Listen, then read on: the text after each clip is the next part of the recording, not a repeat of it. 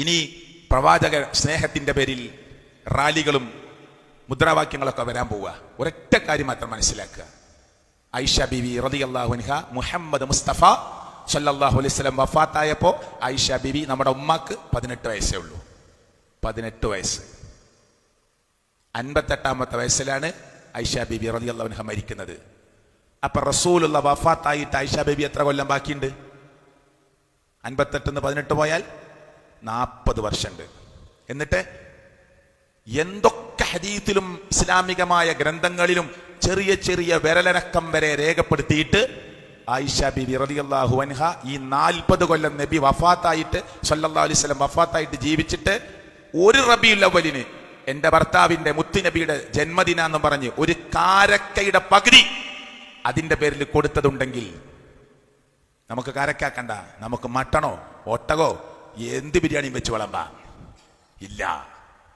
സ്വഹാബികളുടെ കൂട്ടത്തുനിന്ന് ഒരാള് മുത്തുനബി സല്ലല്ലാഹു അലൈഹി വസല്ലമയുടെ ബർത്ത്ഡേ എന്ന് പറഞ്ഞ് ഒരു ആഘോഷം നടത്തിയത്, ഒരു പ്രോഗ്രാം സംഘടിപ്പിച്ചത് ഇല്ല. മദ്ഹബിന്റെ 4 ഇമാമുകൾ അവരാരും ജീവിതത്തിൽ ഒരൊറ്റ പ്രാവശ്യം പോലും ഇത് അള്ളാഹുവിന്റെ പ്രവാചകൻ ജനിച്ച മാസമാണെന്ന് പറഞ്ഞ്, ജനിച്ച ദിവസമാണെന്ന് പറഞ്ഞ് ഒരാഘോഷം സംഘടിപ്പിച്ചത് ഇസ്ലാമിക ചരിത്രത്തിൽ ഇല്ലാന്ന്. ഖൈറുൽ ഖുറൂനി ഖർനി, എന്റെ നൂറ്റാണ്ടാണ് ഏറ്റവും നല്ല നൂറ്റാണ്ട്. സുമ്മല്ലദീന യലൂനഹും, പിന്നെ തൊട്ടടുത്ത നൂറ്റാണ്ട്, പിന്നെ തൊട്ടടുത്ത നൂറ്റാണ്ട്. ആദ്യത്തെ 3 നൂറ്റാണ്ടിലുമില്ല, 4ലുമില്ല. അപ്പൊ അത് ആളുകൾക്കൊക്കെ മനസ്സിലായി തുടങ്ങി. അതുകൊണ്ട് പണ്ഡിതന്മാരെന്ത് പറഞ്ഞു? നമ്മൾ നടത്തുന്ന ഈ ആഘോഷം നബി സല്ലല്ലാഹു അലൈഹി വസല്ലം ചെയ്തിട്ടില്ല, റസൂലുള്ളാഹിന്റെ ഭാര്യമാരും ചെയ്തിട്ടില്ല, സഹാബ കിറാം റളിയല്ലാഹു അൻഹും ചെയ്തിട്ടില്ല, 4 മദ്ഹബിന്റെ ഇമാമുകളും ചെയ്തിട്ടില്ല, അതിനുശേഷം വന്ന പണ്ഡിതന്മാരും ചെയ്തിട്ടില്ല. പക്ഷെ എന്തേ നമ്മൾ ചെയ്താൽ അത് ബിദ്അത്താണ്, പുതുതായി ഉണ്ടായതാണ്. പക്ഷെ മോശമല്ല, ബിദ്അത്തുൻ ഹസന, നല്ല ബിദ്അത്താണ്. അങ്ങനെ ഒരു ബിദ്അത്ത് ഇസ്ലാമിലില്ല.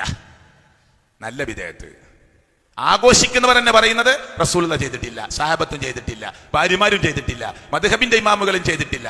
പക്ഷേ നമ്മൾ ചെയ്യുന്നു, നമ്മൾ പുതുതായി ഉണ്ടാക്കിയത് തന്നെയാണ്. പക്ഷേ ബിദ്അത്തുൻ ഹസന, നല്ല ബിദ്അത്ത്. അങ്ങനെ ബിദ്അത്ത്, എല്ലാ ബിദ്അത്തും ദലാലത്താണെന്ന് ആര്? അള്ളാഹുവിന്റെ പ്രവാചകൻ സല്ലല്ലാഹു അലൈഹി വസല്ലം.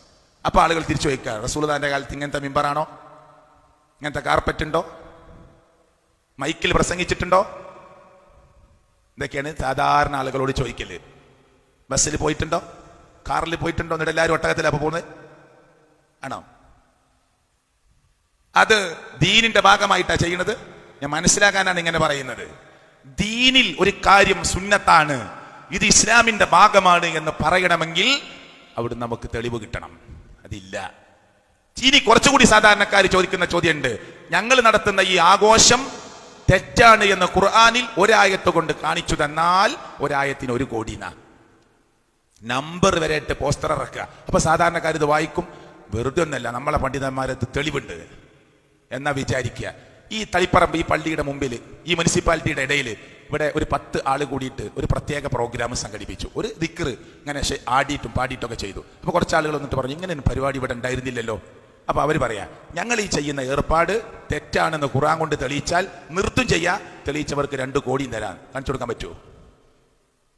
നമ്മളൊരു പുതുതായിട്ടൊരു ആചാരം ഉണ്ടാക്കുക, അത് ഖുർആനിൽ തെറ്റാന്ന് കാണിച്ചു കൊടുക്കണം. എങ്ങനെ ഉണ്ടാവുക?